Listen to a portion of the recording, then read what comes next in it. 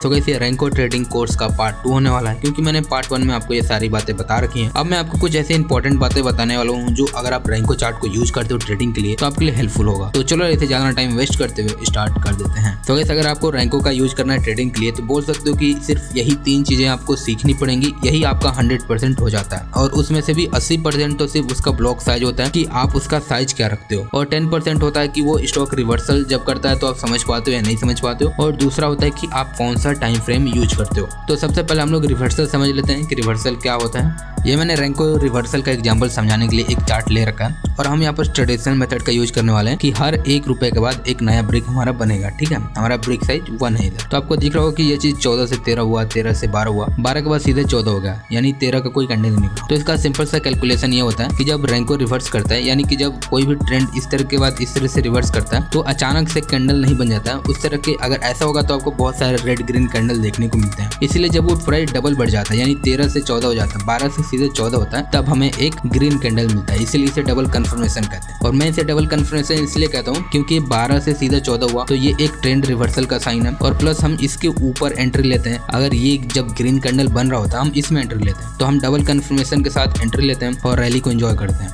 और जब इसके बाद एक रेड कैंडल बनता है तो हम इसी में एग्जिट कर जाते हैं। तो गाइस आई होप आप लोग को यहाँ तक सब कुछ समझ में आ गया होगा कि रैंको रिवर्स कैसे करता है। तो अब हम लोग जान लेते हैं कि आपका राइट टाइम फ्रेम क्या होता है, क्योंकि बहुत लोगों का सवाल होता है कि कौन सा टाइम फ्रेम बेस्ट होता है इंट्राडे के लिए या स्विंग ट्रेड के लिए। तो वो सवाल का जवाब भी आपको खुद ही से मिल जाएगा। तो गाइस ये मैंने अपना ब्रोकर का टर्मिनल ओपन कर रखा है। आप ये चीज ट्रेडिंग भी कर सकते हो, या जो आप ब्रोकर यूज करते हो आप वहाँ भी कर सकते हो। अगर आपको रैंको चार्ट लगाना है तो आपको चार्ट टाइप पे क्लिक करना है और यहाँ से आप रैंको सेलेक्ट कर सकते हो। पर हम लोग बात तो टाइम फ्रेम की कर रहे थे तो वो समझ लेते हैं। अब जैसे गाइस टाइम फ्रेम आप अपने हिसाब से सेलेक्ट कर सकते हो, क्योंकि आपको देखना है कि आपका रिस्क पर ट्रेड क्या है। अब जैसे आप यहाँ देखो कि आप एक ब्रिक में 34 रुपीज का प्रॉफिट हो रहा है, क्योंकि जो हमारा ATR का वैल्यू है वो 34 है। अगर आपको ये जाना है कि इसका वैल्यू 34 क्यों है तो आप पार्ट 1 देख सकते हो, मैंने उसमें अच्छे से बता रखा है। अब जैसे मान लो इसका डिफॉल्ट वैल्यू 34 है, तो यानी कि हमें एक ब्रिक में 34 रुपीज का प्रॉफिट हो रहा है। पर हमने अभी ये देखा कि जब ये चार्ट रिवर्स करता है तो इसका डबल लेके जाता है, यानी 68 रुपीज लॉस भी हो सकता है। तो क्या आप एक क्वांटिटी में 68 रुपीज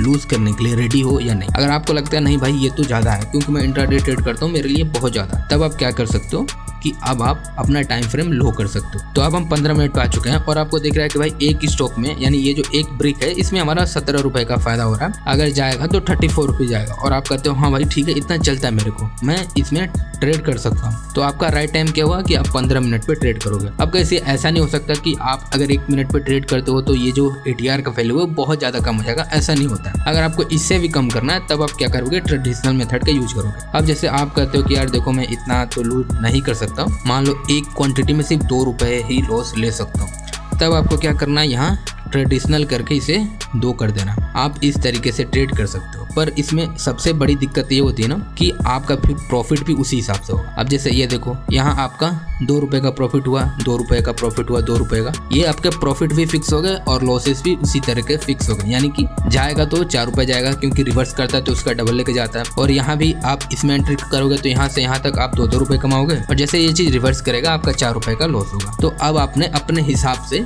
एंट्री फिक्स कर दी। अब आप चाहो तो ये चीज डेली का भी कैंडल लगा लो, तभी भी आपको यही सेम प्राइस देखने को मिलेगा। 4 रुपए इसने बढ़ा, फिर 2 रुपए करके बढ़ रहा है। तो अगर आपको शॉर्ट टर्म ट्रेडिंग करना है तो आपके लिए जो ट्रेडिशनल मेथड होता है वो कभी भी बेस्ट होता है। तो गाइस आपको पता चल गया कि आपका राइट टाइम वही है जो आपके रिस्क के हिसाब से फिट बैठता है। तो गाइस अब हम लोग समझ लेते हैं सबसे ज्यादा इंपॉर्टेंट पार्ट जो 80% होता है रैंको चार्ट का, वो होता है उसका ब्रिक साइज, कि आप उसका एक राइट ब्रिक साइज कैसे आइडेंटिफाई कर सकते हो। अब जैसे मैंने आपको ट्रेडिशनल मेथड दिखाया और जिसमें मैंने दिखा दिया कि भाई आप अपने हिसाब से, आप अपने रिस्क के हिसाब से प्राइस सेट कर सकते हो। तो इसके हिसाब से आप इंट्राडे में अच्छे खासे मूव कैप्चर कर सकते हो। तो अगर आप ट्रेडिशनल मेथड का यूज करते हो ब्रिक साइज को कैलकुलेट करने के लिए, तो इसके 2 मेथड हो। तो पहला मेथड ये है कि भाई जितने को स्टॉक चल रहा है उसका आप 1% रख सकते हो। अब जैसे ये चल रहा है 60-79 का, तो हम क्या कर सकते हैं कि 16 रुपए और ऑलमोस्ट मान के चलो हमारा 80 पैसे, इसका 1% हो जाएगा। ये जो कैंडल है वो 1% की कैंडल आपको दिख रही है, ठीक है। तो ये आज के प्राइस के हिसाब से इसका ये 1% का कैंडल है। अब इसका मतलब ये कि अगर मान लो आपको एक स्विंग ट्रेड लिए हो तो आपको ये हर हफ्ते के बाद बदलना पड़ेगा, क्योंकि जो यहाँ का वैल्यू है वो शायद यहाँ चेंज हो जाए, तो उसके हिसाब से आपको वैल्यू चेंज रहना पड़ेगा हर 5-6 कैंडल के बाद, यानी हर 5-6 ब्रेक के बाद वो चेंज करना पड़ेगा।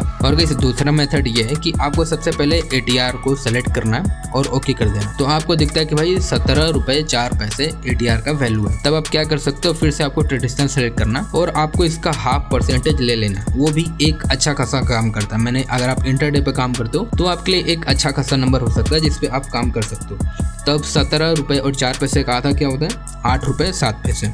तो जैसे आप यहाँ 8 रुपए 7 पैसे डाल देते हो तो ये आपको दिखता है कि अब आप हर कैंडल में 8 रुपए 7 पैसे कमाओगे, और अगर आपका लॉस होगा तो उसका डबल यानी 17 रुपए 40 पैसे का लॉस होगा। तो इस तरीके से आप छोटे छोटे जो मूवमेंट होते हैं वो आप अच्छे तरीके से कैप्चर कर सकते हो। और ये चार्ट तो कुछ ज्यादा एक साइडवेज मार्केट में ही दिख रहा है, ट्रेंडिंग मार्केट में होता है तो आपको इस तरीके के एक बड़े बड़े मूव देखने को मिल जाएंगे। और इसलिए बोला जाता है कि अगर आपको ट्रेड करना है तो जिस स्टॉक में मोमेंटम हो आपको उसी में ट्रेड करना चाहिए। तो गाइस मैंने आप लोगों को सब कुछ बता दिया कि रेंको चार्ट क्या होता है, आप रेंको का कैसे यूज कर सकते हो ट्रेडिंग के लिए। तो इसलिए जो नेक्स्ट पार्ट होगा उस समय मैं आप लोग को स्ट्रेटेजी बताऊंगा जिसका आप लोग यूज कर सकते हो ट्रेडिंग करने के लिए। और जो छोटी मोटी बातें हैं अगर आपको वो भी जाननी है तो आप कमेंट करना, मैं उस पर भी वीडियो बना दूंगा। और गाइस इस स्ट्रेटेजी के 2 पार्ट आने वाले हैं, यानी 2 में आपको स्ट्रेटेजी बताने वाला हूँ। एक स्ट्रेटेजी इंट्राडे के लिए होगा और दूसरा स्ट्रेटेजी स्विंग के लिए होगा। तो बस उम्मीद करता हूँ आप लोगों ने यहाँ तक देखा, तो आपको थैंक यू सो मच, क्योंकि बहुत लोगों में इतना पेशेंस नहीं होता है कि वो यहाँ तक वीडियो देख पाए। तो उसके लिए थैंक यू सो मच। अगर आपने पार्ट 1 नहीं देखा है तो आपको स्क्रीन के सामने वीडियो दिख रहा है, आप ये देख सकते हो, नहीं तो आई बटन में या डिस्क्रिप्शन में लिंक मिल जाएगा, आप वहाँ से भी देख सकते हो।